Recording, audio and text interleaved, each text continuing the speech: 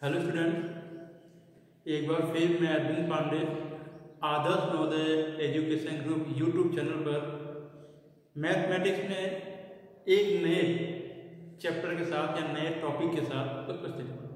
पिछले कुछ वीडियो में हमने रेखा और समतल के बारे में पढ़ा, लेकिन अब ये टॉपिक चेंज हो चुका है।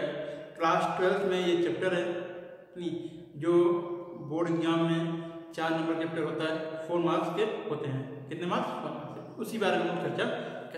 देखिए, जो चैप्टर है उसका नाम है रैखिक प्रोग्राम।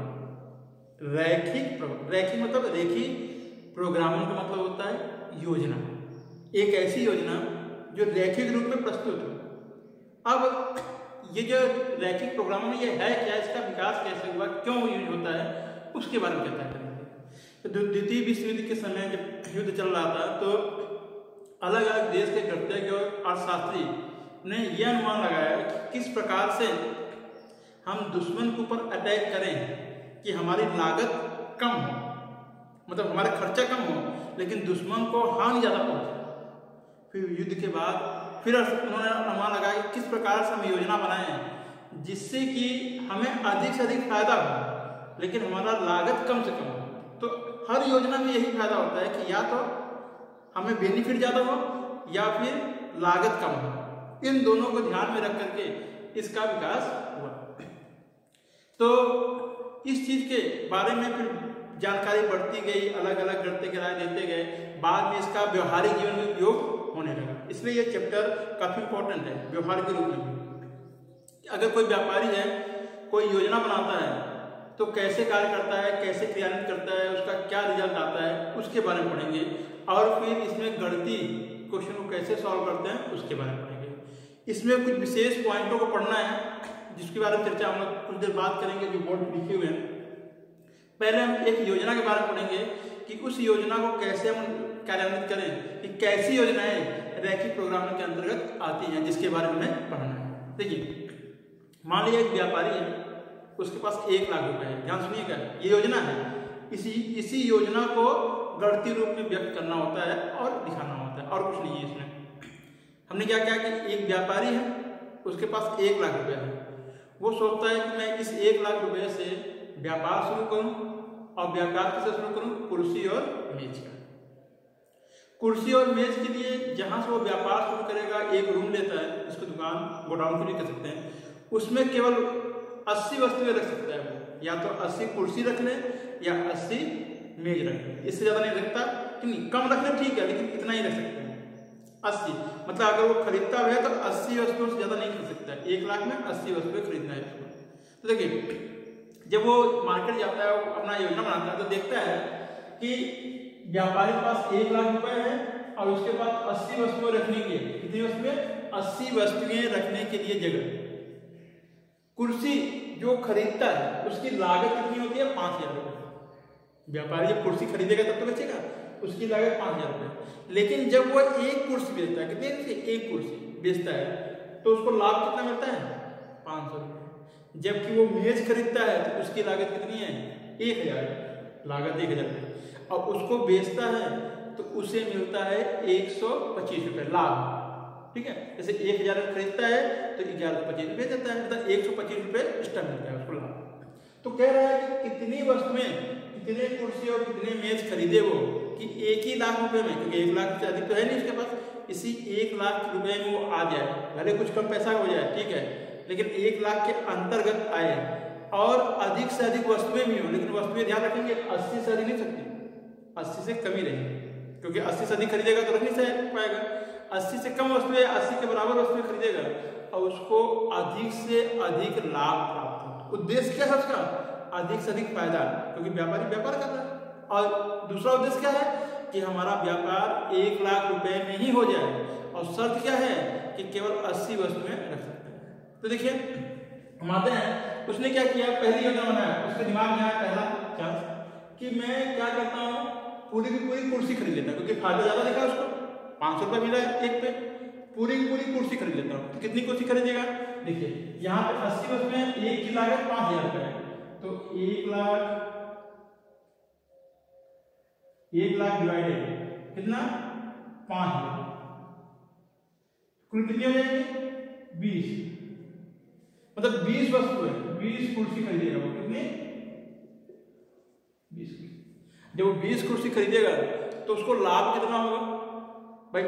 क्योंकि 20 से अधिक खरीद सकते हैं, पैसे खत्म हो जाएंगे, तो 20 खरीद सकता है पूरी कुर्सियां में, तो लाभ कितना होगा उसको? उसने सोचा तो लाभ देखेंगे तो 1 पे 500, तो 20 पे 20 गुणे 500, रिजल्ट आ जाएगा 10,000। कितना? 10,000। इकाई, सैकड़ा, 10,000 रुपए का, तो 10,000 रुपये प्राप्त हुए। तो उसने देखा कि सारी कुर्सियां खरीद करके बेचे हैं तो 10,000 रुपये फायदा हुआ। लेकिन फिर उसके दिमाग में आया, नहीं यार ये तो कुर्सियां कभी मिलेगी, चलो मेज देख लेते हैं। दूसरा मेज, जैसे उसने कहा कि सारे मेज खरीदेंगे, कितने? सारे। तो देखिए मेज कितने में आ रहा है? 1,000। 1 लाख डिवाइडेड 1,000, अब कितने मिलेंगे? ठीक नहीं? तो देखिए जब 1,000 डिवाइडेड हम करेंगे तो हमें पता है कि 100 कुर्सियां आएंगी। कितनी कुर्सियां आएंगी? 100। लेकिन हमारे पास शर्त क्या कह रहा है कि नहीं, केवल 80 वस्तुएं, 100 कुर्सी तो हम खरीद नहीं पाएंगे। 100 कुर्सी हम खरीदेंगे तो रखेंगे कहाँ भाई? रूम में तो हमें 80 रखना है।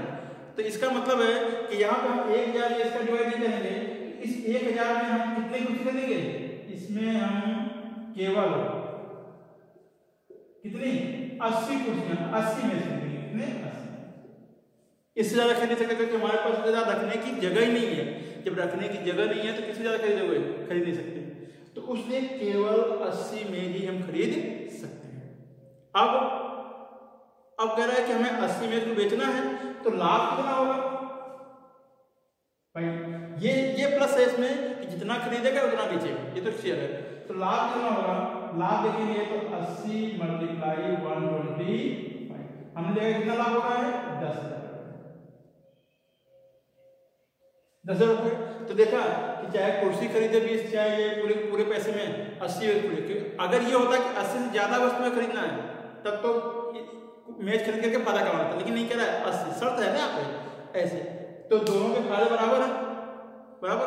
इस प्रकार से कई योजनाएं बनाएगा, कई योजनाएं कि अभी इसकी रियल नहीं है, कई योजनाएं बनाएगा। कितनी योजनाएं बनाए तो उसके दिमाग में फिर एक योजना बनी।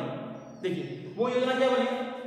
वो तीसरी योजना, यहां से मैं इसको डिस्कस कर लेता हूं। तीसरी योजना, देखिए दोनों में बराबर फायदा है। अब उसने क्या किया? उसने एक योजना बनाई कि चलिए अगर मैं 70 कुर्सी 70 मेज खरीद लूं, कितनी? 70, और 6 कुर्सियां खरीद। देखिए उसने कहा 6 कुर्सी खरीदूंगा। कितनी कुर्सियां? 6 कुर्सी। तो इसका दाम कितना हो गया? लागत, इसकी लागत हो जाएगी 30,000 रुपये। कितने में? 30,000। और उसने कहा कि 70 हम मेज खरीद लेंगे। कितने? तो लागत कितनी हो जाएगी उसकी? 70,000 रुपये। ठीक है, 70,000 रुपये। अब देखिए 70 और 30 1 लाख, मतलब 1 लाख खर्चा भी कर दिया और 70 और 6 76 वस्तुएं भी उसके रूम में आ जाएंगी, क्योंकि 80 वस्तुएं रखना है तो खेलते ही हो रहा है। अब उसको देखिए क्या इसके बेचने में फायदा ज्यादा होगा? अब देखिए फायदा, लाभ, तो देखिए 6 कुर्सियों में एक कुर्सी में लाभ कितना है? 5 रुपए। तो 6 में 6 गुणे 500 और प्लस 1 में 125 रुपए, तो 70 में 70 गुणे 125 रुपए। तो 6 पंजे 3,000 हो गया और 70 का मल्टीप्लाई करेंगे तो आप देखेंगे कि जो हमें फायदा होगा वो होगा 11,750। कैलकुलेट ना, ये हो जाएगा 11,750। हमने देखा कि उससे ज्यादा फायदा हो गया इसमें, तो जो पहले था उससे ज्यादा फायदा हो गया। तो क्या करेगा? क्या कुर्सियां और मेज खरीदेगा? नहीं, वो दोनों मिला खरीदेगा क्योंकि फायदा ज्यादा हो रहा है ना। तो क्या करेगा? 6 कुर्सी और 70 मेज खरीदेगा, बेचेगा, फायदा ज्यादा होगा। इसी प्रकार से ये नहीं जरूरी नहीं यही हो, ऐसी बहुत सी योजनाएं बनेंगी जिसमें वो अलग अलग ढंग से व्यापार करेगा। तो इन प्रकार की ऐसी प्रकार की जो योजनाएं होती हैं उनको क्रियान्वित करने के लिए, उनको हल करने के लिए डायरेक्ट तो ज्ञान होता नहीं है, उनको कैसे सरल किया जाए और कैसे एग्जैक्ट अनुमान लगाया जाए कि इतना खरीदने पे इतना फायदा, इतना कम लागत लगेगा, उसी के बारे में, उसी के विषय में जिसमें पढ़ते हैं उसे हम कहते हैं रैखिक प्रोग्रामिंग। इसलिए नाम है रैखिक प्रोग्रामिंग योजना। ठीक है, तो रैखिक प्रोग्रामिंग में हम पढ़ेंगे क्या? कुछ विशेष पॉइंट को ध्यान रखना है, उन्हीं विशेष पॉइंट के बारे में पढ़ेंगे। तो अगर वो पॉइंट आपको पता है तो क्वेश्चन को बड़ा आसान हो जाएगा और आलेखी विधि से इसको हम सॉल्व करते हैं, इसका रिजल्ट प्राप्त करते हैं। तो योजनाएं क्या क्या हैं देखते हैं कि उस योजना में अंतर्गत क्या क्या पढ़ना है। तो देखिए पहला है इष्टतम कार्य समस्या। क्या है? इष्टतम कार्य समस्या। तो देखिए ऐसी समस्याएं जिसमें अधिकतम लाभ और न्यूनतम लागत हो। उद्देश्य क्या है? अधिकतम लाभ न्यूनतम लागत, क्योंकि कोई भी व्यापारी होगा घाटा नहीं सहना चाहेगा, वो हमेशा फायदा चाहेगा। और कितना? अधिकतम। और उसके दिमाग में ये भी होगा कि कितना कम लागत लगेगा। ठीक नहीं, हर आदमी ऐसा नहीं सोचता है। तो न्यूनतम लागत और अधिकतम लाभ के लिए जो योजना प्राप्त होती है, जो समस्या बनती है, उसे हम क्या कहते हैं? इष्टतम कार्य समस्या। तो इस सब्जेक्ट में इष्टतम कार्य समस्या ही हम पढ़ेंगे। दूसरा हमारा है उद्देश्य फलन।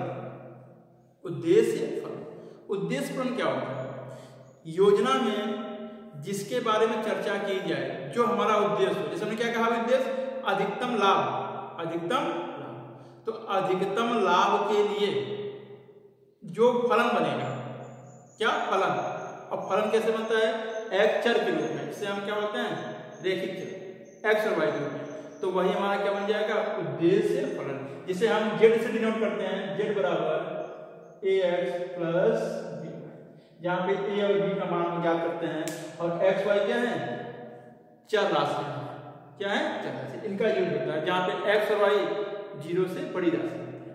ठीक है, क्योंकि कोई भी वस्तु खरीदेंगे तो 0 से बड़ी होगी या 0 होगी। ठीक है। तीसरा होता है व्यवरोध। क्या होता है? व्यवरोध का मतलब ये होता है कि योजना में जो शर्तें दी होती हैं, जो कंडीशन दी होती है, उसको जब हम असमिका के रूप में व्यक्त करते हैं। किसके रूप में? असमिका के रूप में। तो वही क्या कहलाता है? व्यवरोध। जैसे यहाँ पे देखिए, यहाँ पे जो लाभ होगा, अधिकतम लाभ, वो तो क्या बन जाएगा? वो बन जाएगा आपका उद्देश्य फलन। लेकिन शर्त क्या है कि लागत उसके पास 1 लाख रुपए है, तो जितनी भी कुर्सी मेज खरीदेगा उसकी जो रुपए खर्च होंगे वो 1 लाख के अंतर्गत, 1 लाख से कम या 1 लाख के बराबर। तो उसे इस प्रकार का जो कंडीशन गणितीय रूप निरूपित करेंगे, उसे हम क्या कहेंगे? व्यवरोध। दूसरा शर्त क्या है इसमें? 80 वस्तुएं, जो कुर्सी और मेज है, इनको मिलाकर के 80 से ज्यादा नहीं हो सकते हैं, तो इसको हम क्या कहेंगे? व्यवरोध। क्या कहेंगे? तो व्यवरोध क्या होता है? ये असमिका के रूप में होता है। किस रूप में होता है? असमिका। मतलब इसमें या तो ऐसे चिन्ह रहेगा, या ऐसे रहेगा, और या फिर ऐसे रहेगा, ऐसे, कोई भी एक चिन्ह, चारों में से कोई एक चिन्ह असंख्या के रूप में रहेगा, और वो व्यवरोध के अंतर्गत आता है। फिर आता है सुसंगत या इष्टतम या अनुकूलतम क्षेत्र। इसको हम हल क्षेत्र भी कहते हैं। क्या कहते हैं? हल क्षेत्र। यहाँ हल क्षेत्र का मतलब ये होता है कि जब हम व्यवरोध से ग्राफ बनाएंगे, आलेख बनाएंगे, तो हमारा जो मान प्राप्त होगा, हल प्राप्त होगा, वो किस क्षेत्र में होगा, किस स्थान पे होगा, क्योंकि हम आलेख के द्वारा ज्ञात करेंगे। किसके द्वारा? आलेख के द्वारा। तो आलेख के द्वारा जो हल ज्ञात करेंगे, वही जो मान प्राप्त होगा उसे कहते हैं हल क्षेत्र। क्या बोलते हैं उनको? हल क्षेत्र। हल क्षेत्र 2 प्रकार के होते हैं। पहला एक होता है अपरिबद्ध, और दूसरा होता है परिबद्ध। क्या होता है? एक होता है अपरिबद्ध और दूसरा होता है परिबद्ध। ठीक है, तो हल क्षेत्र अपरिबद्ध और परिबद्ध दोनों होगा, जो इस समस्या के विशेष क्षेत्र को निरूपित करता है। ठीक है, तो इसके बारे में हम लोग ग्राफ जो बनाएंगे तो पढ़ेंगे कि अपरिबद्ध और परिबद्ध क्या होता है। परिबद्ध जो घिरा हुआ हो, अपरिबद्ध जो घिरा हुआ। इसके बाद आता है कोणीय बिंदु या कोणीय बिंदु। तो जो ये परिबद्ध या अपरिबद्ध हल क्षेत्र बनेगा ग्राफ में, उसमें जहां पे कॉर्नर होगा, क्या होगा? कोना। कहीं भी ऐसा क्रॉस कर देंगे कोना, तो जो कोना होगा उसे हम क्या कहेंगे? कोणीय बिंदु। अर्थात हल क्षेत्र में उपस्थित वे बिंदु जो कॉर्नर कोणीय बिंदु कहलाएंगे, वो इस इष्टतम कार्य के उद्देश्य फलन के कोई न कोई बिंदु होंगे, जो इसमें अपने मान को व्यक्त करेंगे, अधिकतम या न्यूनतम मान प्राप्त करने में सहायक होंगे। तो आपको ध्यान रखना है, हल क्षेत्र का जुड़ा हुआ कोणीय बिंदु, कोने का बिंदु क्या कहता है? कोणीय बिंदु कहता है। और लास्ट में होता है इष्टतम। इष्टतम हल का मतलब आप क्या ज्ञात करना चाहते थे, वही उद्देश्य फल हमारा क्या था? अधिकतम लाभ। तो जब ये कोणीय बिंदु उद्देश्य फलन में रखेंगे, तो जिस मान पे अधिकतम या न्यूनतम प्राप्त होगा, वही अधिकतम और न्यूनतम मान ही इष्टतम हल कहते हैं। क्योंकि हम हल क्या कर रहे हैं? इष्टतम कार्य समस्या।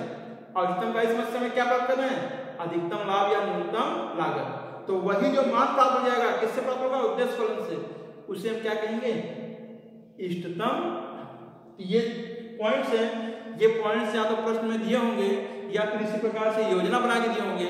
इन पॉइंटों को आपको प्राप्त करना है और इनके आधार पर क्वेश्चन को सॉल्व करना है, क्योंकि इन्हीं के आधार पर क्वेश्चन सॉल्व होंगे। तो आपको बताना है 6 पॉइंट, इन्हीं 6 पॉइंट के आधार पर पूरे क्वेश्चन को सॉल्व करना। अब देखिए, इस योजना को क्रियान्वित करने के लिए, हल करने के लिए आपको गणितीय रूप दिया होगा और या तो गणितीय रूप बनाना होगा। तो आज हम लोग सीखेंगे कि जब गणितीय रूप दिया होगा तो कैसे होगा। अब इसको 3 भागों में बांटा गया। कितने भागों में? ये जो हल क्षेत्र है, समस्या है, इसको कितने भागों में बांटा गया? 3 भागों में। हालांकि जरूरी नहीं है 3, ये जरूरी नहीं है कि आप 3 भागों में बांटो, हम सुविधा के लिए इसको 3 भागों में बांट देते हैं। ठीक है, पहला भाग क्या है, जब केवल एक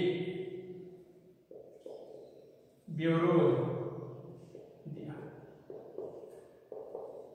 और दूसरा क्या है, जब 2 या 2 से अधिक व्यवरोध दिया। पहला जब केवल एक व्यवरोध दिया हो और दूसरा जब 2 या 2 से अधिक व्यवरोध दिया हो। इसमें 2 भाग, इसमें परिबद्ध या अपरिबद्ध। ठीक, परिबद्ध होगा और अपरिबद्ध होगा तो उसको कैसे सॉल्व करते हैं। तो आज हम लोग केवल यही सीखेंगे। इसमें भी परिबद्ध अपरिबद्ध होगा, लेकिन ये सरल होता है। तो आज हम लोग यही सीखेंगे कि जब एक व्यवरोध दिया वो कैसे हम ज्ञात करते हैं, क्योंकि सरल है, कुछ विशेष जानकारी हमने इसमें दिया है। ठीक है, कल नेक्स्ट वीडियो में हम लोग फिर 2 को सीखेंगे। इस पूरे चैप्टर को हम 2-3 भागों में करके फिर आप सामने रखेंगे, जिससे आप छोटे छोटे वीडियो के माध्यम से इस चीज को अधिक से अधिक अच्छे ढंग से पढ़ सकें। तो आज का हमारा जो पॉइंट होगा वो कौन सा होगा, जब केवल एक व्यवरोध दिया हो और उद्देश्य फलन दिया हो तो उसका हल क्षेत्र कैसे ज्ञात करते हैं और उसका हल कैसे प्राप्त करते हैं। ठीक है, तो देखिए कह रहा है कि एक क्वेश्चन लेता हूं मैं, एक दिया होगा, अगर नहीं दिया होगा तो कैसे बनाएंगे उसके बारे में हम लोग सीखेंगे बाद में। पहले हम प्रैक्टिस करेंगे, जब दिया होगा तो कैसे हल क्या कर सकते हैं। कह रहा है कि यदि व्यवरोध दिया हो,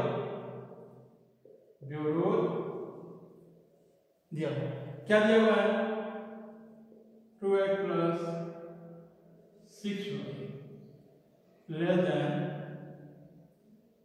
या यहाँ लिखते हैं ऐसे लिखते हैं, यहाँ लेस देन ये, तथा x ग्रेटर देन 0 और y ग्रेटर देन 0। ये तो हमेशा फिक्स रहेगा, x और y greater than 0 equal to 0 fix रहेगा। क्यों? किसी भी योजना में जो हम x और y मानते हैं वो कोई वस्तुएं होती है या कोई मान होता है या कोई लागत होती है। ठीक है, तो x y जो वस्तुएं होंगी, मान होंगी, वो ऋणात्मक नहीं होती, वो हमेशा क्या होती है, धनात्मक होती है। ठीक है, रुपया है, अगर आपके पास नहीं रुपया है तो 0, ये नहीं कि -5 रुपया, ऐसा नहीं हो सकता। वस्तुएं हैं तो होंगी, नहीं है तो माइनस में नहीं जाएंगे, क्योंकि वस्तुएं मान, इसलिए x y का जो मान होगा वो हमेशा धनात्मक। कह रहा है इसका हल क्षेत्र ज्ञात करो। क्या करो? हल, जब एक व्यवरोध दिया होता है तो उसका हल क्षेत्र ज्ञात करना होता है और उसके प्रत्येक बिंदु के हल क्षेत्र को हम प्राप्त करते हैं और रिजल्ट। तो देखिए क्या करेंगे, लिखेंगे, माना पहले ये दिया हुआ है 2x + 6y = 12, ऐसे मानते हैं। देखेंगे जब x = 0 तब यहां से y का मान निकालेंगे, y का मान क्या जाएगा 2, x का मान 0 रखोगे तो 6y = 12, तो y = 2। और या फिर जब y = 0 तब x का मान क्या होगा, यहां से 6 आ गया। तो ये जो हमने सॉल्व किया है, ये मान x = 0 y = 2 ऐसे सॉल्व किया ना, इसको हम शॉर्ट में कैसे लिखते हैं, आप 10th में पढ़े ही होंगे, बॉक्स बना करके यहां से ऐसे बॉक्स बनाते थे और यहाँ लिखते थे x और y। क्या कैसे हल करिए, इस प्रकार हल करिए, ऐसे बॉक्स बना कर लिख सकते हैं। जब x का मान यहाँ 0 तो y का मान 2, y का मान 0 तो x का मान 6, इससे भी निरूपित कर सकते हैं। चाहे ऐसे हल करिए या ऐसे बॉक्स बना कर भी दिखा, बस समझ आ गया। अब देखिए, अब हल क्षेत्र, अब यहाँ पे ग्राफ है जिसको हम आलेख बोलते हैं। ठीक है, आलेख ग्राफ बनता है, ग्राफ रहेगा आपके पास, उसमें क्या करेंगे, ऐसे लाइन ड्रा करेंगे, इस प्रकार से, ठीक है। ये हमारा हो जाएगा एक्स अक्ष, ये हो जाएगा वाई, क्योंकि इसमें मान दिया होता है तो यहां से लिखेंगे 1 2 3 4 5 और इसमें लिखता हूं 6, ये एक्स अक्ष 6 हो गया। ठीक इसी प्रकार से यहाँ 1 2 3 4 5 6, देखिए यहाँ पे जो मैं लिख रहा हूँ वो मैं माप करके नहीं लिख रहा हूँ, आपका जो ग्राफ होगा उसमें ये माप दिया होगा, ठीक है। आपको तो केवल क्या करना है, वहां पे ऐसे लाइन को बनाना है, ठीक है। अब देखिए ये आ गया, अब हम यहाँ पे पैमाना मानेंगे, क्या मानेंगे, पैमाना क्या होता है, अगर हम एक खाना लेते हैं, एक भाग लेते हैं तो उसको एक इकाई मानते हैं। अब अगर यहाँ कभी 2 और 6 है या 4 5 6 ऐसे छोटी संख्या है, इसलिए ऐसा मान होगा। अगर ये 50 100 200 होते हैं, उसी प्रकार से हम लिखते हैं कि एक भाग बराबर एक भाग या खाना बराबर एक, ठीक है। अब अगर ये 10 20 50 होता तो लिखते एक भाग बराबर 10 इकाई, 100 का होता तो एक भाग बराबर 100 इकाई, ऐसा कर लिखते हैं, पैमाना मानते हैं, जैसा कि आप पढ़ चुके हो 10th में, उसी प्रकार से लिखते हैं। अब देखिए जब x की वैल्यू 0, x की वैल्यू 0, x की वैल्यू 0 कहाँ होती है आपको पता है, तो y की वैल्यू कितनी होगी 2, ये 1 और y की वैल्यू, और फिर कह रहा है जब y की वैल्यू 0 तो x की वैल्यू 6 कहाँ आएगा। अब स्केल रख करके यहाँ से एक लाइन सीधी खींचेंगे, देखिए आपको ध्यान देना है, मेरे पास स्केल है नहीं, तो यहाँ से एक लाइन ऐसे खींचेंगे जो सीधी है, ये ध्यान रखना है कि लाइन सीधी होनी चाहिए, नहीं स्केल रख करके सीधी लाइन खींचेंगे, ठीक है। अब ये लाइन प्राप्त हो गई, ये आलेख बन गया, क्या बन गया, आलेख प्राप्त हो गया। अब देखिए इसका हल क्षेत्र कहाँ होगा, हल क्षेत्र कहाँ होगा, तो जो ये लाइन प्राप्त हो रही है, ये लाइन 2 भागों में बट रही है, एक लाइन को ऊपर वाला भाग, एक लाइन के नीचे वाला भाग। तो लाइन के नीचे वाला भाग या ऊपर वाला भाग में से एक बिंदु लेते हैं, क्या लेते हैं, बिंदु, अपने मन से बिंदु लेना है आपको। हमने यहाँ पर देखिए लाइन के नीचे ये बिंदु कौन सा है, मूल बिंदु, जो सबको पता है, तो मूल बिंदु का प्रयोग करेंगे। मूल बिंदु का प्रयोग क्यों करते हैं, जिससे कैलकुलेशन आसान हो जाए। इस बिंदु को हम रखेंगे, कहाँ रखेंगे इस बिंदु को, ब्योरो को। तो यहाँ लिखते हैं, देखिए यहाँ पे मूल बिंदु को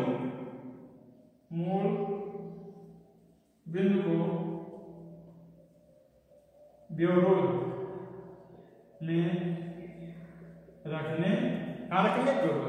जैसे रखेंगे देखिए ब्योरो क्या बना, 2 × 0 + 6 × 0 <= 12, तो क्या जाएगा यहाँ से, या 0 <= 2, जो क्या है, सत्य, क्या है भाई, हमें पता है 12 बड़ा होता है 0 से, ये सत्य है। इसका मतलब जब मूल बिंदु को ब्योरो में रखा तो ब्योरो संतुष्ट हो रहा है, सत्य आ रहा है, क्या रहा है, सत्य। तो जिधर बिंदु होगा उधर हमारा हल क्षेत्र होगा। बिंदु किधर है, इसके नीचे, तो नीचे की तरफ हमारा क्या होगा, हल क्षेत्र। ध्यान रखना है, इसको हम क्या करेंगे, और ये हमारा क्या हो गया, हल, क्या हो गया, हल क्षेत्र। समझ में आया, कितना सिंपल है, हल क्षेत्र हो गया, ठीक है।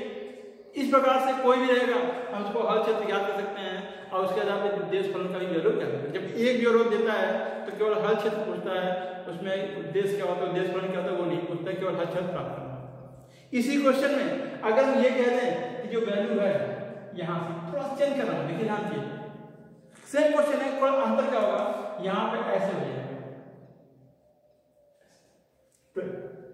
अब क्या होगा, पूरा प्रोसेस सेम का सेम, पूरा ये सेम, देखिए ये अलग भी है, लेकिन यहाँ से ये अभी देखिए मैं इसको इरेज कर दे रहा हूँ, क्योंकि अभी हमें हल क्षेत्र नहीं पता, हमने क्वेश्चन को चेंज कर दिया था, ये चेंज कर दिया, यहाँ से ये चेंज हो गया। अब देखिए अब यहाँ पे क्या सत्य है, क्या नहीं, अब ये क्या है, अब ये असत्य है, क्या है, असत्य। अब असत्य है, हमने बिंदु क्या लेता है, मूल बिंदु लिया था, तो इसको छोड़कर उधर साइड है, तो अब इधर करते हैं ऐसे, इस प्रकार से हम सेलेक्ट कर देंगे। और ध्यान रखना है देखिए कि जो भी हमारा कलर पॉइंट है, ये सेलेक्ट पॉइंट है, इसको कहते हैं ये सेलेक्ट पॉइंट, कैसे, तो प्रॉपर्टी। ये लाइन नहीं लिखना है आपको, ये मतलब हमने इस प्रकार कर दिया जिससे कि आपको समझ में आ जाए इसके ऊपर का पूरा क्षेत्र, क्योंकि कॉपी होती है तो इसमें पूरा क्षेत्र को निरूपित करते हैं, ऊपर का पॉइंट होगा। और यही हमारा क्या हो गया, हल क्षेत्र। पहले वाले में हल क्षेत्र बाउंडेड था, परिबद्ध था, अब क्या है ऊपर की तरफ बाउंडेड नहीं है, पूरा पूरा हुआ क्षेत्र है। ये नहीं कि ये लाइन है, इसको क्या है लाइन हमने कर दिया है, जिससे समझ में आ जाए कि पूरा क्षेत्र हो गया। ये कैसा है, अनबाउंडेड है, जो घिरा हुआ नहीं। लेकिन दोनों पॉइंट में हमने एक विशेष बात को ध्यान दिया है, वो क्या है कि जो भी हल क्षेत्र होगा वो सदैव प्रथम चतुर्थांश में होगा। देखिए हमने प्रथम चतुर्थांश में बात नहीं की, जबकि यहाँ भी कर सकते हैं ऐसे, इधर भी, लेकिन नहीं, जो भी हल क्षेत्र दिखाना है वो किसमें दिखाना है, प्रथम चतुर्थांश, क्योंकि ये फिक्स होता है कि रैखिक प्रोग्राम समस्या में हल क्षेत्र सदैव प्रथम चतुर्थांश में ही होते हैं। ठीक है, इस प्रकार से कई क्वेश्चन ले सकते हो आप, इसको हल कर सकते हो, इसका रिजल्ट प्राप्त कर सकते हो, और कैसे क्या पॉइंट होगा उसको हल कर सकते हो। थोड़ी सी एक और पॉइंट इसमें मैं जोड़ना चाहता हूँ एक परिबद्ध वाले में, कि यदि यहाँ पर ये बराबर हो, बराबर को इरेज कर दिया, क्वेश्चन में ये बराबर इरेज कर दिया ना, पहले बराबर था अब बराबर को हटा दिया, तो जब बराबर हट जाएगा तो ध्यान क्या रखना है, यहाँ बराबर हट गया तो सेम प्रोसेस सेम रहेगा। केवल आपको ध्यान क्या रखना है, ये जो लाइन खींचा था मैंने, ये लाइन लिखा था ना, इसी लाइन को खींचा था, इस लाइन को आपको डायरेक्ट लिखना है। ये लाइन कैसे होगी, डॉट लाइन, कैसे होगी, डॉट, ये लाइन कैसे होगी, डॉट लाइन होगी, डॉट डॉट। बराबर था पूरी स्ट्रेट लाइन है, बराबर नहीं है तो लाइन कैसे होगी, इसी प्रकार से चाहे बड़ा हो और चाहे छोटा हो उससे कोई फर्क नहीं पड़ता, लाइन डॉट। तो बराबर लगा होगा तो पूरी सीधी लाइन, बराबर नहीं लगा होता तो डॉट। बस इतना ध्यान रखना है, हल करने का तरीका आपका सेम है। इस प्रकार से कई क्वेश्चन आप ले सकते हैं कि नहीं, केवल सिंगल विरोध का, एक विरोध का, और हल क्षेत्र। नेक्स्ट वीडियो में जो मेन पॉइंट होगा उसको हम लोग सीखेंगे कि जब दो या दो से अधिक विरोधी होते हैं तो उसका हल क्षेत्र कैसे ज्ञात करते हैं, क्या वो परिबद्ध होता है या अपरिबद्ध होता है, तो मान कैसे करते हैं। थोड़े से बड़े क्वेश्चन होते हैं कैलकुलेशन में, लेकिन बहुत ही सरल होते हैं, जिसके बारे में हम लोग पढ़ेंगे। तब तक स्वस्थ रहिए, अधिक से अधिक क्वेश्चन को सॉल्व करिए और मस्त रहिए। जय।